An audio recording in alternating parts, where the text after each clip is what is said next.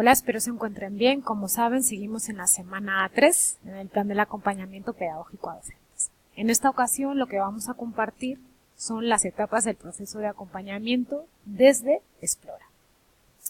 ¿Cómo vamos a iniciar nuestro proceso de acompañamiento? Conociendo a nuestras docentes, es decir, formando vínculos, entablando vínculos de confianza con nuestras docentes. ¿Y cómo lo vamos a hacer? Pues conociendo los datos personales de nuestras docentes, sus gustos, sus preferencias, su situación familiar, sus necesidades o aquella información que las docentes nos quieran compartir. Aquí sí es importante tener en cuenta que este proceso de vínculo, esta generación de vínculo, es un proceso que se va construyendo poco a poco. No nos sentamos un día, le hacemos una serie de preguntas y ya, check, hemos generado el vínculo con nuestras docentes, sino que es un proceso continuo de día a día o cada vez que vayamos a visitar a nuestra docente. Es algo permanente y transversal dentro del acompañamiento que nosotros realizamos a las profesoras.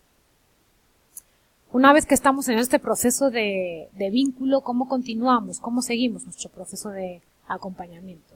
Ya estamos dentro del acompañamiento en aula y fundamental la observación y registro.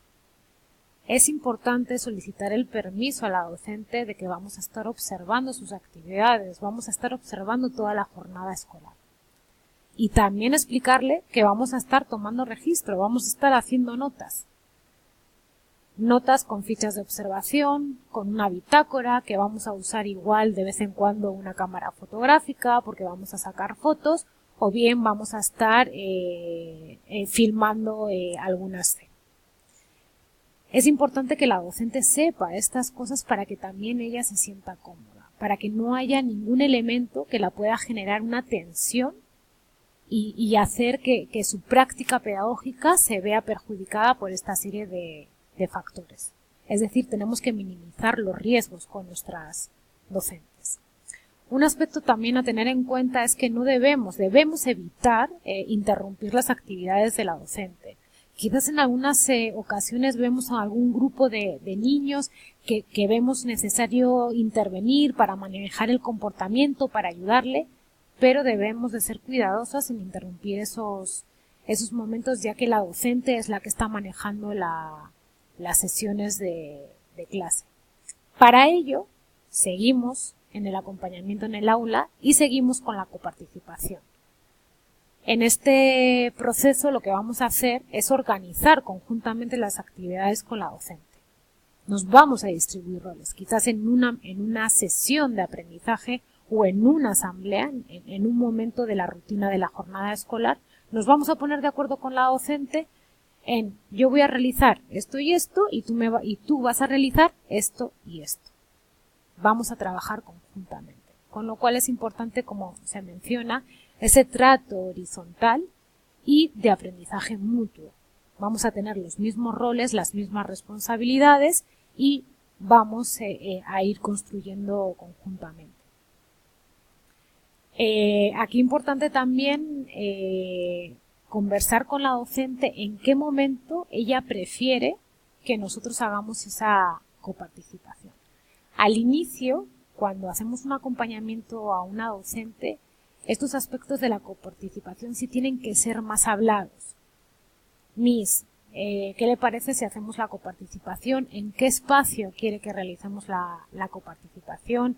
En el juego en los sectores, en la lonchera, en la asamblea y que ella decida en qué espacio se siente más segura. Obviamente, según vaya avanzando nuestro proceso de acompañamiento con ella, esto irá fluyendo de manera más natural, pero sí que debemos de ir respetando este proceso. Seguimos en el acompañamiento en aula y después de haber estado observando y registrando en el aula, tenemos un proceso de ya como nosotras, como acompañante pedagógica, prepararnos para ese diálogo personalizado. Es decir, prepararnos para la retroalimentación que le vamos a realizar a nuestra docente. Analizamos lo observado y lo registrado y a partir de ahí identificamos el foco, identificamos qué es lo que vamos a conversar con nuestra docente y siempre importante desde un aspecto intermedio y positivo. Y es importante también que pensemos en esas preguntas de reflexión y análisis que vamos a realizar al docente. Es decir, es importante incluso que pensemos cuál va a ser la primera pregunta que le vamos a hacer a la docente. Por ejemplo, profesora, ¿y cómo se ha sentido hoy? ¿Qué le ha parecido su clase? ¿Cómo se ha sentido en el momento de la asamblea? Con ese tipo de preguntas podemos ir iniciando. Una vez que nosotras como acompañantes hemos hecho este proceso de preparación, tenemos que pasar a la implementación, es decir, el diálogo personalizado y el plan de acción. En este espacio participan tanto la docente como la auxiliar. Recordemos que en el aula, además de la docente, está el personal de apoyo o la auxiliar. Este diálogo, esta retroalimentación que se genera con la docente y con la auxiliar, importantes, son espacios de diálogo para la reflexión conjunta, donde debemos de destacar las fortalezas y los aspectos intermedios que queremos mejorar. Y el producto final de esta conversación es la elaboración conjunta de un plan de acción para fortalecer el trabajo que realiza la docente con la auxiliar. Para culminar, es importante tener en cuenta estos dos aspectos que caracterizan el acompañamiento pedagógico de Explora. Y, por una parte, es esos procesos reflexivos que nosotras como acompañantes pedagógicas impulsamos. Y dos, construir a partir de las fortalezas e intereses que tienen nuestras docentes y no desde los aspectos negativos o de las limitantes.